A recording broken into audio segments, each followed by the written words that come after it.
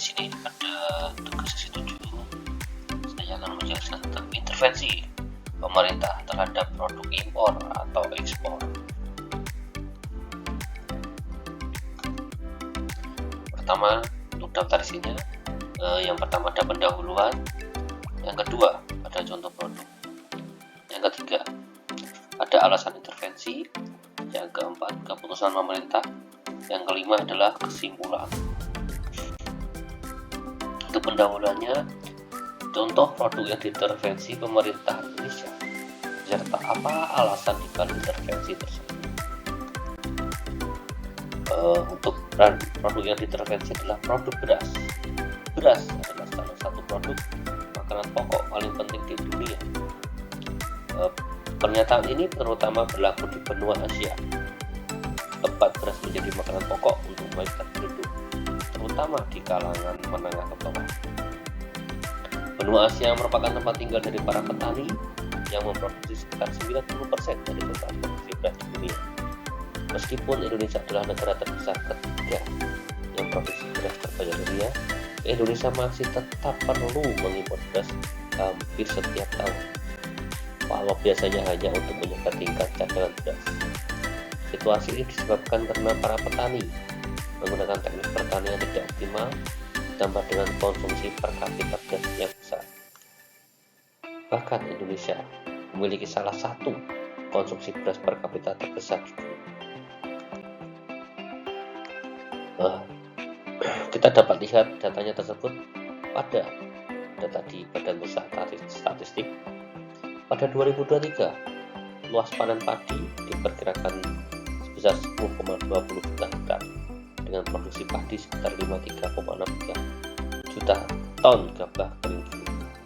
Jika dikonversikan menjadi beras untuk konsumsi pangan, penduduk produksi beras pada 2023 diperkirakan sebesar 30,90 juta ton. Luas panen padi pada 2023 diperkirakan 10,20 juta hektar mengalami penurunan sebanyak 255,79 ribu hektar atau 2,45% dibandingkan luas panen di 2022 yang sebesar 10,45 juta hektar. Hal ini dikarenakan banyaknya lahan pertanian yang sekarang digunakan untuk lahan rumahan, industri, dan lain sebagainya, sehingga lahan pertanian sekarang banyak yang menyempit atau sedikit. Selanjutnya, pada produksi beras pada 2023 untuk konsumsi pangan penduduk diperkirakan sekitar 30,90 juta ton mengalami penurunan sebanyak 645,09 ribu ton atau 2,05% dibandingkan dengan produksi beras di 2022 yang sebesar 31,54 juta ton.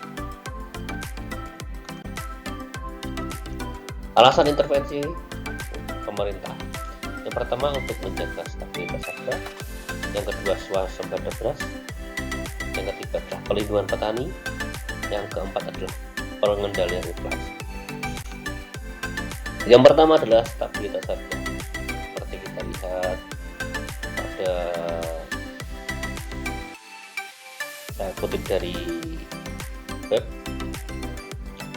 saya jelaskan. Bantuan pangan beras yang diterima pemerintah kepada masyarakat berpendapatan rendah dianggap mampu menekan harga beras di pasaran. Hal ini terlihat dari tren perkembangan inflasi beras yang mengalami pelambatan. Berdasarkan catatan BPS, laju kenaikan harga beras pada September 2023 mencapai 5,61% atau melonjak dari bulan Agustus 2023 di mana kenaikannya 1,43%. Sebelumnya, tren penurunan harga beras di saat bantuan pangan beras tahap pertama mulai April sampai Juli 2023, di mana kenaikan harga beras yang mengalami kenaikan setelah digelontorkan dari Bulog mengalami penurunan. Yang kedua adalah swasembada beras. Kita bisa lihat seperti yang di samping. Sudah tak diragukan lagi program ketahanan pangan di waktu zamannya Bapak Presiden Soeharto dikenal dan terkenal, kebijakannya itu masih diakui oleh Menteri Pertanian periode 2004-2009 dengan banyak mengadopsi program-program semasa Orde Baru. Saat itu tugas Kementerian Pertanian hanya menyatakan kembali puing-puing yang berserakan sudah dibangun oleh Bapak Presiden Soeharto. Program kerja pertanian Presiden Soeharto sebuah prestasi di Indonesia yang juga dikenal sebagai negara agraria pengimpor beras. Tahun 1966 yang mampu mencukupi kebutuhan pangan dalam negeri melalui swasembada beras pada 1984 dan 1999.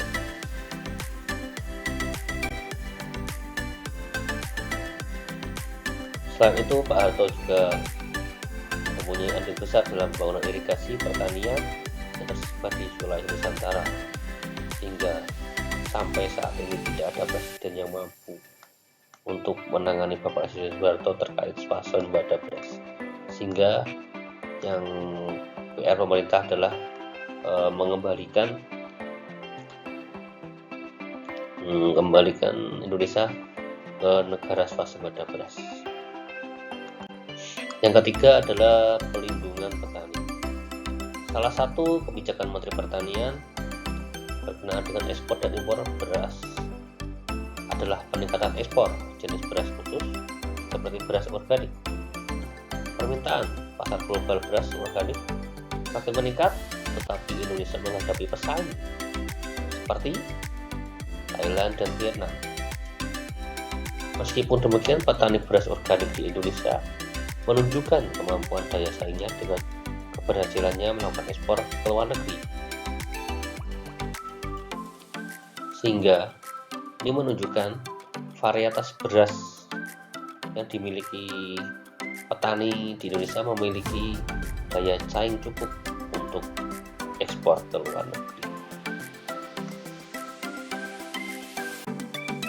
Yang ketiga adalah pengendalian inflasi.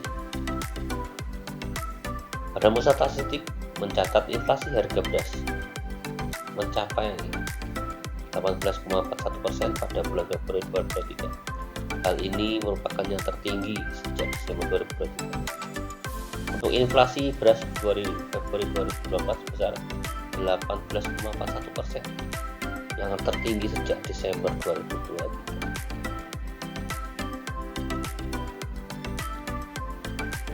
Kenaikan harga beras yang hampir menyentuh 20% ini menjadi penyumbang terbesar inflasi Indonesia pada bulan Februari di 2024 sebesar 0,37%. Secara tahunan tingkat inflasi mencapai 2,75%. Sehingga terkait kenaikan harga beras ini mau tidak mau pemerintah harus mengendalikan harganya agar tidak terjadi kenaikan harga di bidang bahan pokok yang lain. Yang selanjutnya adalah keputusan pemerintah, yaitu terkait kuota impor dan tarif impor.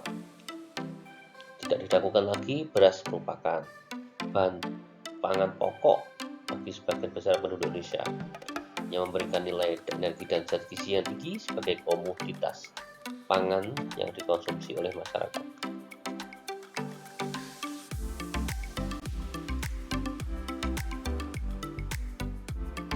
Namun, hingga saat ini keran impor beras masih membanjiri pasar domestik. Kebijakan impor seharusnya ditempatkan untuk menutupi defisit kebutuhan beras dalam negeri. Ketika musim panen raya, beras impor tiba-tiba lebih murah sehingga harga gabah pun turun. Sehingga adanya selain untuk mengatasi itu, impor beras itu sebenarnya merupakan hasil dari liberasi perdagangan yang dijalankan pemerintah melalui perjanjian dengan WTO.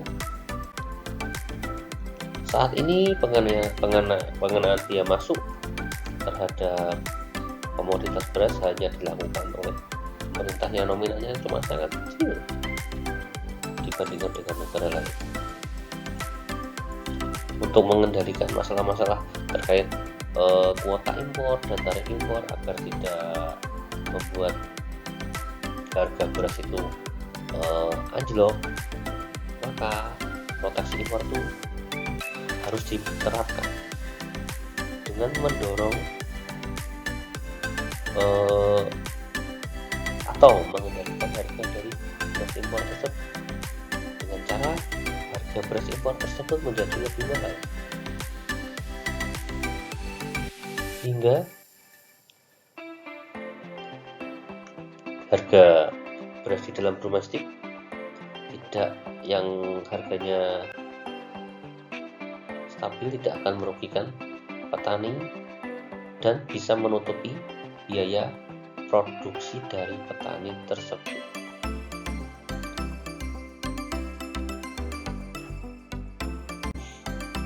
Lalu selanjutnya ada kesimpulan intervensi pemerintah pada pasokan beras. Yang pertama adalah keamanan pangan. Program ini bisa dilakukan dengan mendorong percepatan diversifikasi konsumsi pangan beras dari sumber daya lokal. Konsep dan kebijakan diversifikasi pangan yang dicanangkan oleh pemerintah sudah sangat matang dan jelas, apalagi sumber daya hayati yang dapat digunakan sebagai sumber bahan baku alternatif atau pengganti beras yang banyak tersedia di pasaran, sehingga konsumsi pangan utama di Indonesia itu tidak hanya bertumbuh pada beras. Misalkan kita bisa lihat sebagai alternatif beras adalah yang pertama misalkan singkong, kentang, dan sebagainya. Yang kedua, intervensi pemerintah pada pasokan beras adalah membuatnya harga itu stabil. Hal ini yang pertama dengan membuat cara menjual produk pangan khususnya beras sesuai dengan harga eceran tertinggi. Selanjutnya adalah stabilisasi pasokan dan harga pangan yang disalurkan ke retail modern dan pasar tradisional serta pasar induk. Yang ketiga adalah penyaluran bantuan pangan untuk masyarakat. Yang ketiga itu adalah cadangan pangan. Cadangan pangan adalah persediaan bahan pangan pokok yang disimpan pemerintah dan masyarakat yang dapat dimobilisasi secara cepat untuk keperluan konsumsi maupun menghadapi kedarurat dan antisipasi terjadinya gejolak harga. Misalkan terjadinya saat ini ketika harga beras naik karena perubahan iklim di Indonesia yang tidak menentu, sehingga mengakibatkan untuk Bulog selaku produsen beras harus mengeluarkan beras yang tidak sedikit untuk menjaga sebagai cadangan pangan yang sudah digelontorkan dari pemerintah untuk menjaga stabilitas harga dan tidak terjadinya inflasi pada masyarakat. Sekian presentasi dari saya. Apabila ada kurang lebihnya, saya mohon maaf. Terima kasih. Selamat malam.